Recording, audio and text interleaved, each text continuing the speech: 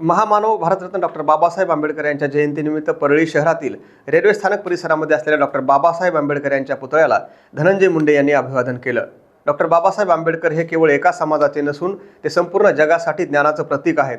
महामानवाचे विचार हे सर्वांना प्रेरणा देणारे आणि प्रगतीकडे घेऊन जाणारे आहेत।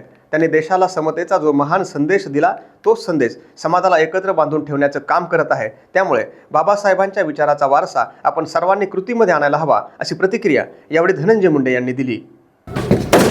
बाबासाहेबांच्या स्मृतीस नतमस्तक होऊन वंदन करतो।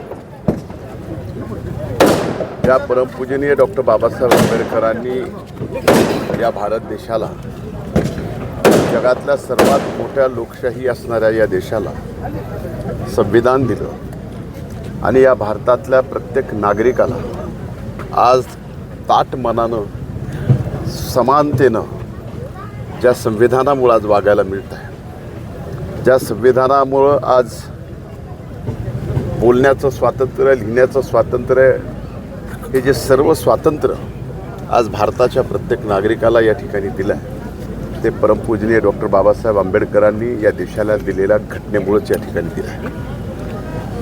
आजपर्यंत आणि इथून पुढेही परमपूजनीय डॉक्टर बाबासाहेब आंबेडकरांनी दिलेल्या या घटनेला कुणी वाईट नजरेनं सुद्धा बघणार नाही। याबाबत मला तर विश्वास आहेच, पण एक निश्चित आहे की या घटनेमुळं आज तुम्हाला आम्हाला जे स्वातंत्र्य मिळालं आहे, ते स्वातंत्र्य खऱ्या अर्थानं लोकशाही आणखीन बळकट करण्यासाठी आपण सर्वांनीच या ठिकाणी वापरलं पाहिजे।